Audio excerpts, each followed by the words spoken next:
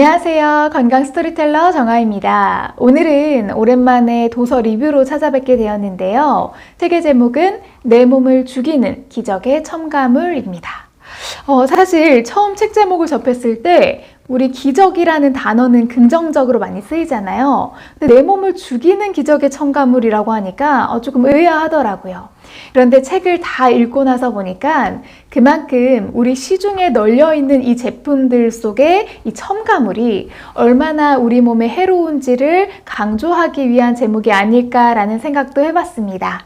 사실 이 식품 속 첨가물이 몸에 해롭다는 내용은 많이 접하실 텐데요. 이 책은 특히나 외국 대기업의 사례들을 바탕으로 기업들이 평상시에 건강한 제품인 것처럼 어떻게 사람들에게 유혹적으로 마케팅을 하고 또 우리의 경각심을 무너뜨리고 있는지 이야기하고 있고요. 저 또한 식품 첨가물에 대해서 평상시에 너무 관대하지 않았나 개인적으로 반성도 많이 하는 계기가 된 책입니다.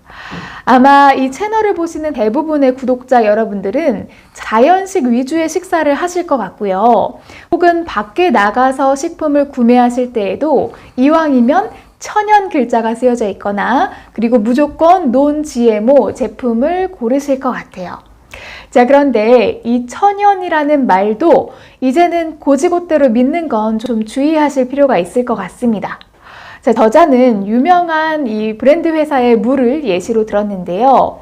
물 중에서도 맛있는 물로 유명한 이곳의 물은 향이 조금 느껴지는 게 특징이거든요. 그런데 천연 향미료라는 것을 내세워서 광고를 한다고 해요. 저도 책을 읽고 궁금해서 조금 찾아봤는데 잠깐 이 광고의 내용 일부를 살짝 보여드리도록 하겠습니다.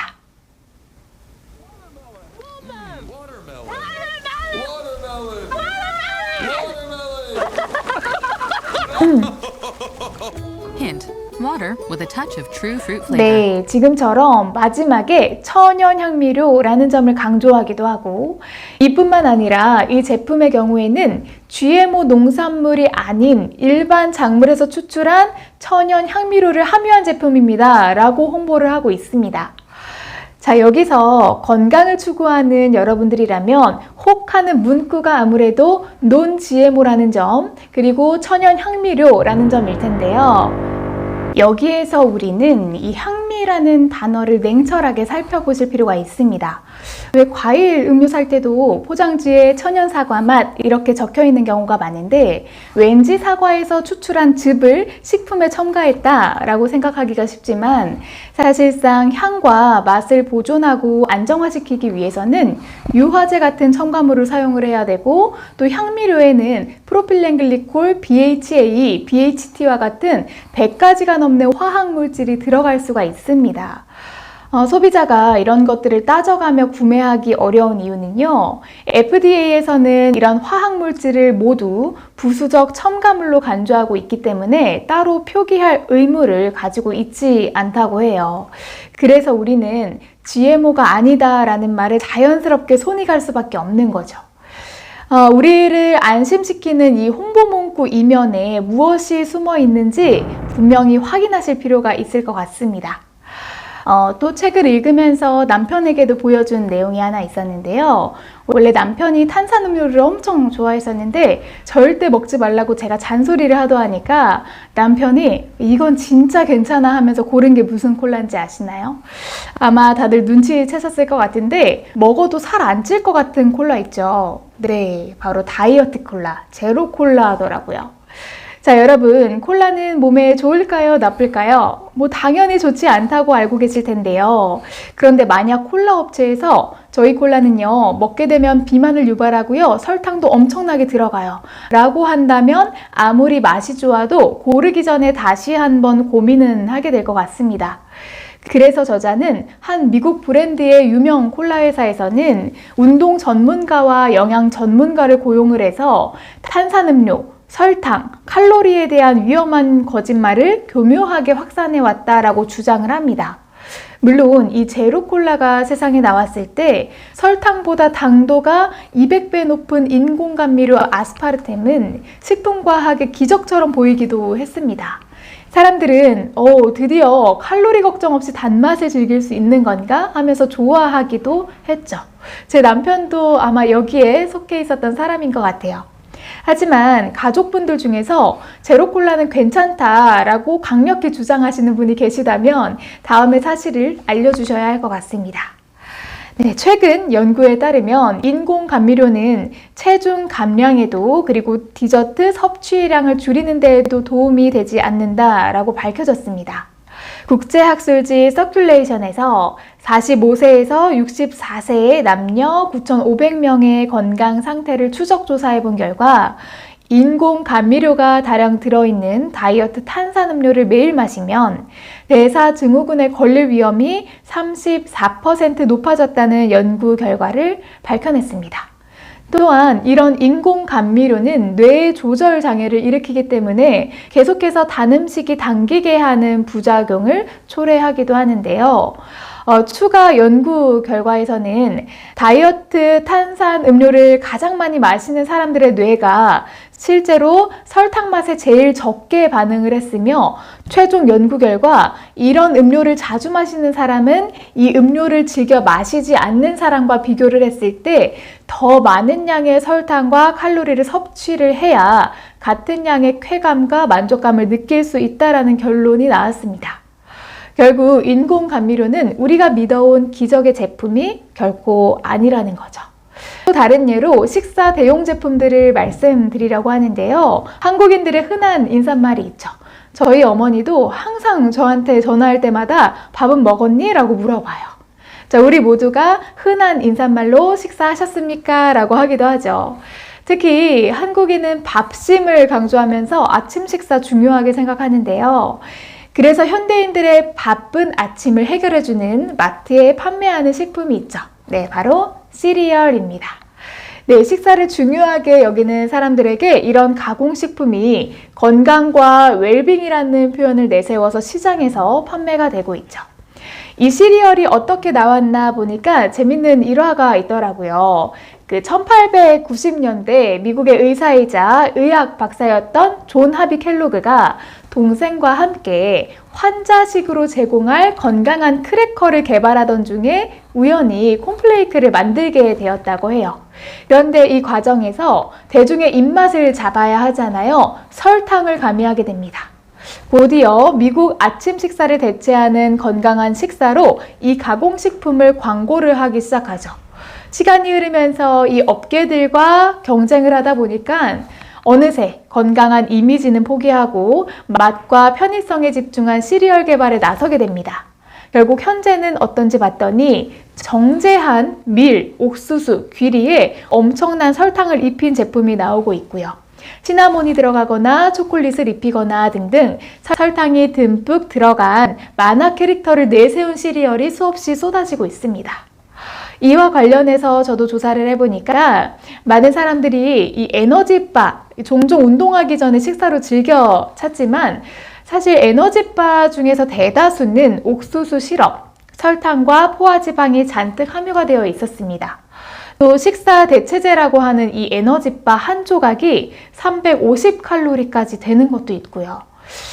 또한 그래놀라 다들 아시죠? 이 많은 양의 트랜스 지방과 설탕이 함유되어서 심장병에 위험할 수가 있는데요.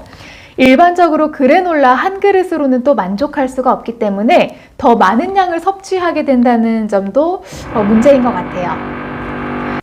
미국의 공익과학센터의 영양학자 제인 헐리는 그래놀라바는 건강식품이 아니며 건강식품으로 가장한 과자일 뿐이다 라고 말하기까지 했습니다.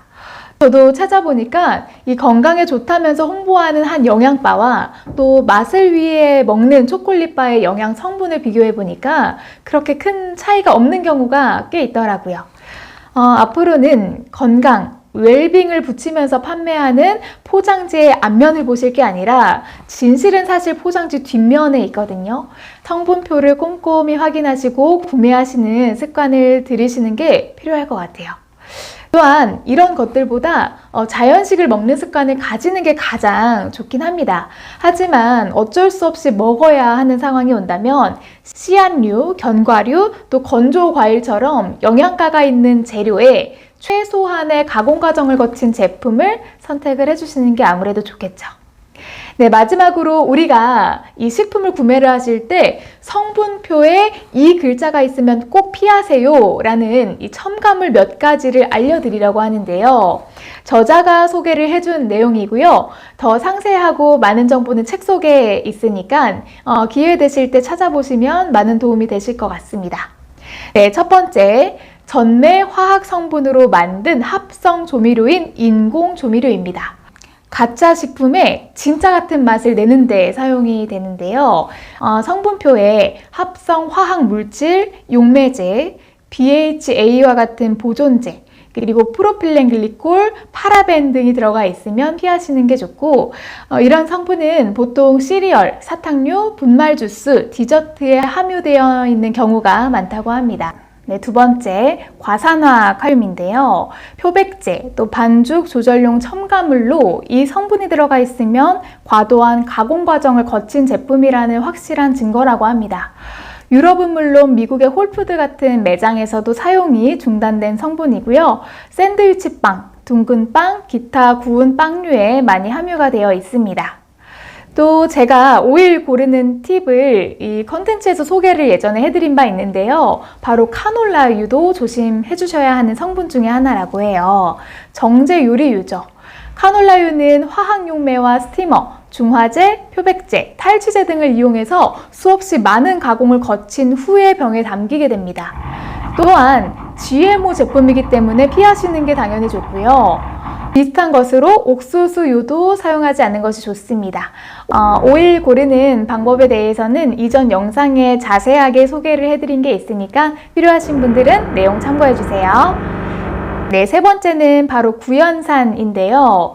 이 레몬을 비롯한 과일에 함유된 자연 성분이긴 하지만 포장 식품에 사용되는 첨가물은 주로 과일이 아닌 GMO 옥수수로 만든 곰팡이에서 추출되기 때문에 드시지 않는 게 좋다고 합니다. 또 네 번째, 프로필파라벤이라고 적혀 있다면 이 또한 피해 주셔야 한다고 해요. 파라벤은 유방암, 불임을 유발하는 환경 호르몬으로 보통 디저트에 많이 첨가가 되어 있습니다. 네, 마지막 질산나트륨과 아질산나트륨인데요. 보통 가공육, 햄, 소세지에 많이 들어가 있고 합성 보존료로 암 유발 가능성을 높이는 첨가물입니다. 보통 우리가 사 먹는 제품의 앞면에는 소비자를 유혹하는 단어들이 기재가 되어 있어요. 천연, 웰빙, 유기농. 하지만 진실은 뒷면 성분표에 있다는 사실 잊지 마시고요. 저도 책을 읽고 유혹에 이끌려서 구매한 식품들이 과거에 있지 않았을까 생각을 해보게 되었는데요. 진실을 알면 답이 보이고 또 답을 알면 건강을 지키실 수 있습니다.